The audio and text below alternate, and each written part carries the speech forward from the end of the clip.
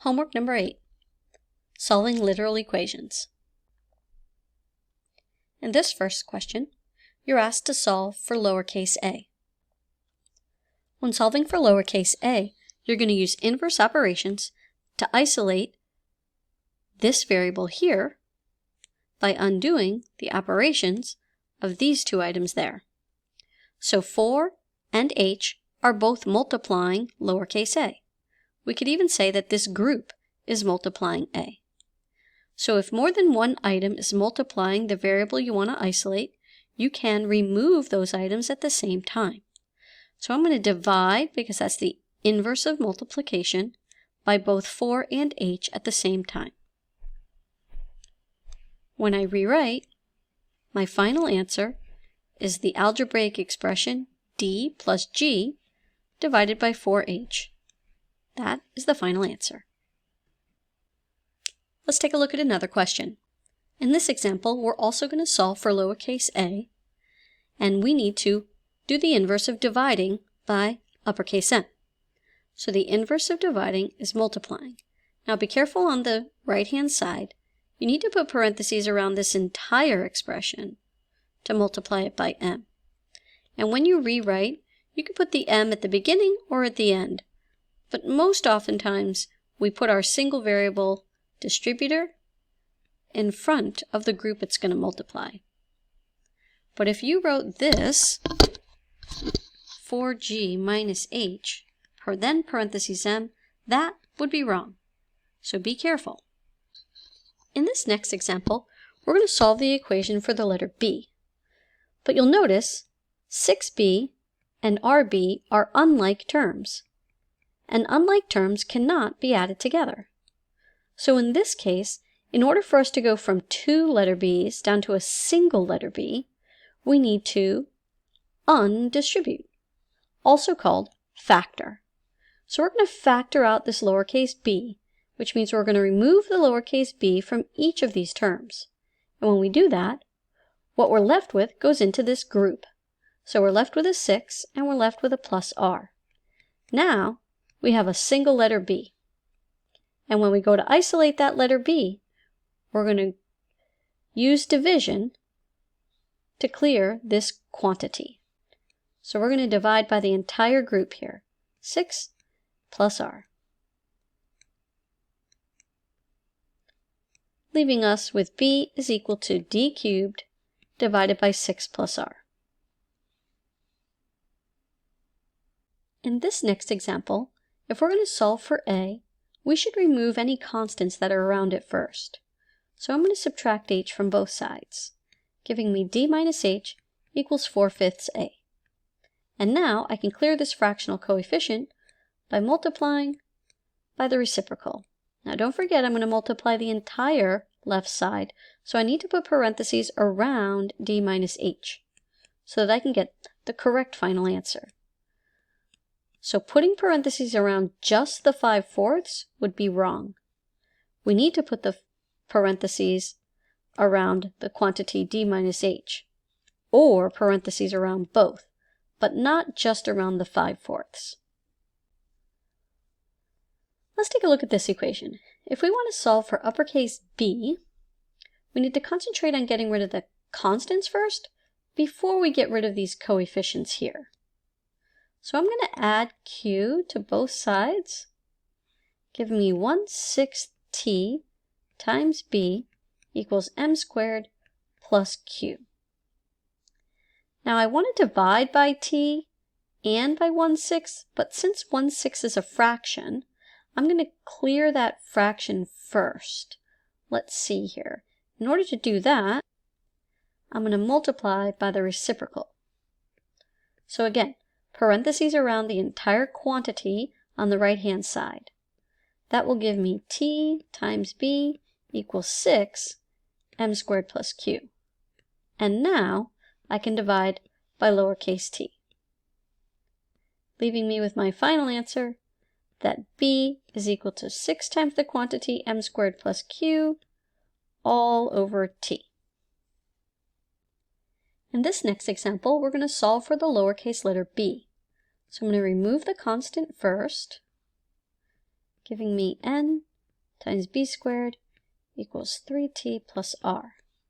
Next, I'm going to divide by capital N, giving me b squared equals 3t plus r divided by n. Now, in order to clear this exponent of 2, I need to take the square root. But anytime you take a square root, you have two answers. So we're going to say that b is actually equal to the positive or the negative value of whatever the square root of 3t plus r divided by n is.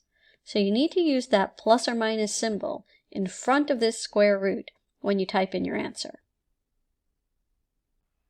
This formula here looks a little bit tricky, but if we're trying to solve for the letter g, what we need to do here is remove everything outside of that square root sign first. So when I retype our values here, I'm going to divide by 2 pi in my first inverse move, leaving me with t divided by 2 pi is equal to the square root of L divided by G. Now, the opposite of a root is a power.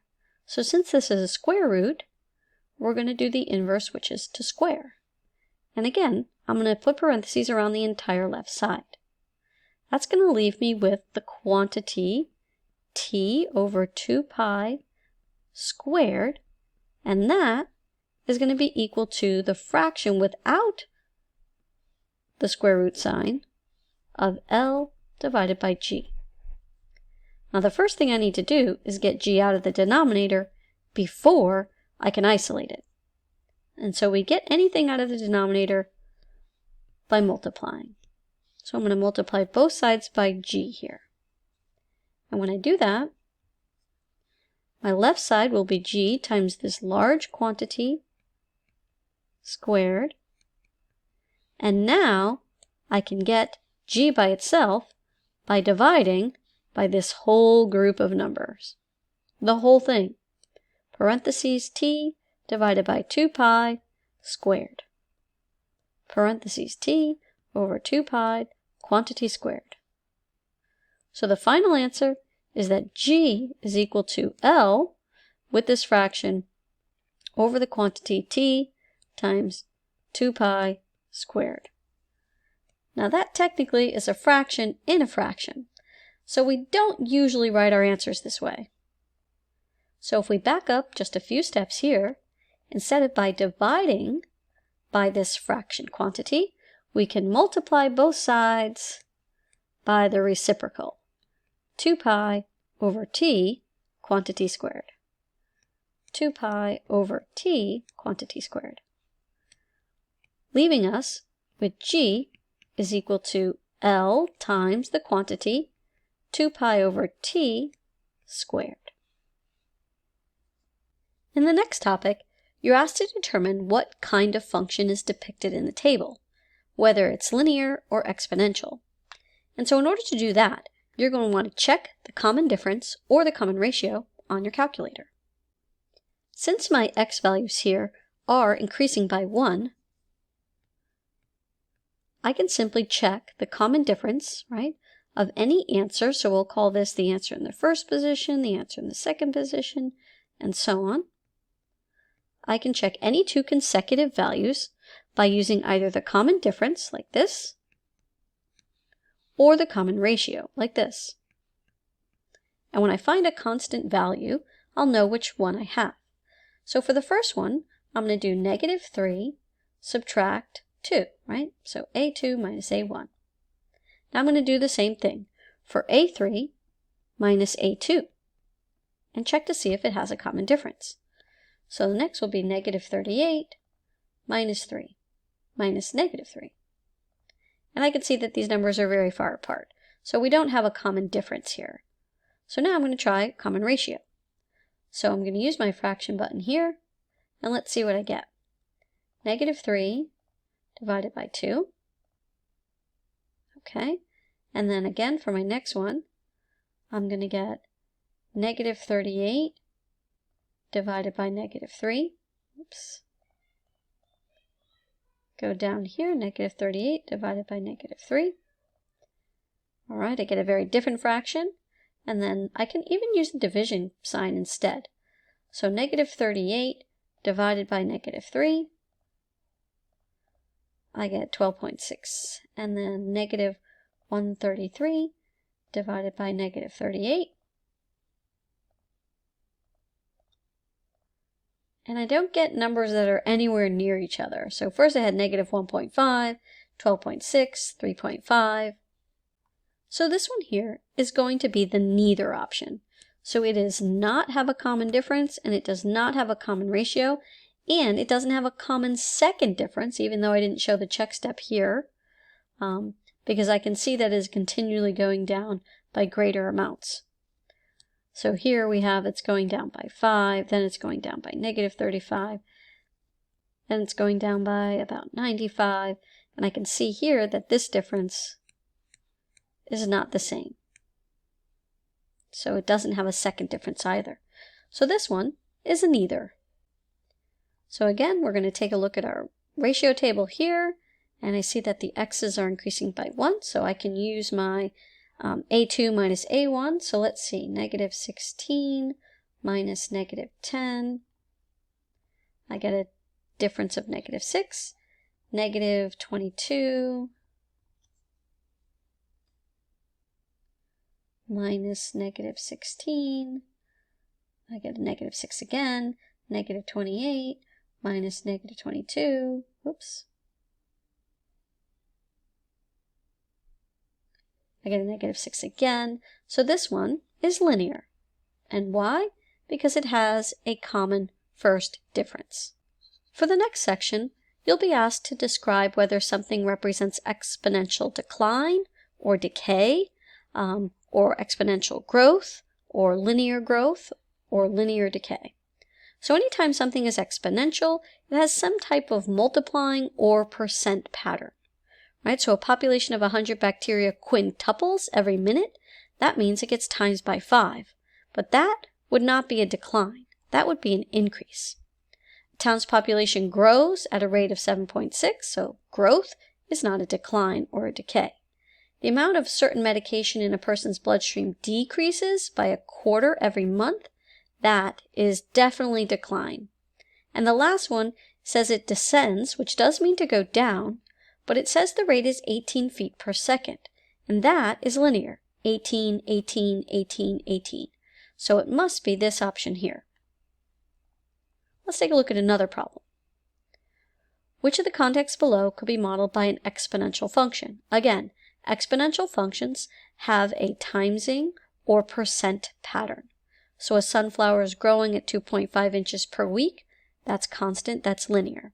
Smartphone data plan charges $70 per month. That's linear. Money invested in a savings account grows at 2%. That is exponential. This time they ask you which one is a linear function. So again, linear has to be the same amount each time. So linear functions cannot have multiplying words or percentages. So we can see something like this, 22%, that's out. 8.3%, that's out. So now we're looking at these two options.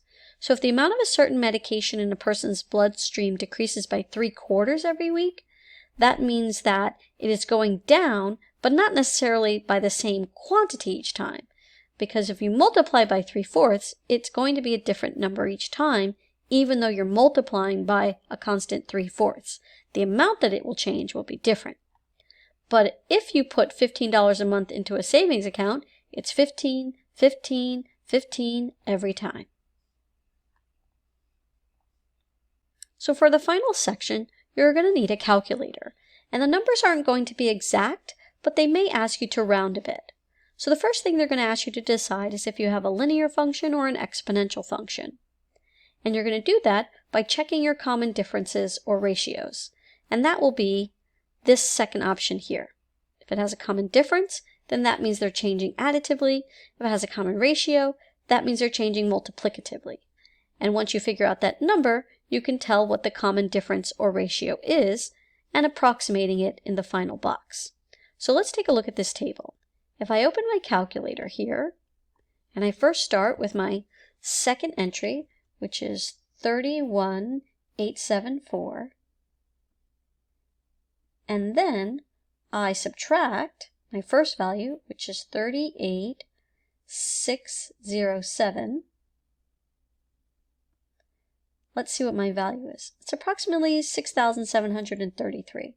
So let's do it again with my next two consecutive entries, which would be 25208 minus 31874. They're not too far apart here. Let's do the third one. 18481 minus 25208. All right, they're pretty consistent here, around 6,700. So I'm going to go ahead and say that this is a linear function because it changes additively. And the constant difference here will be about negative 6,700.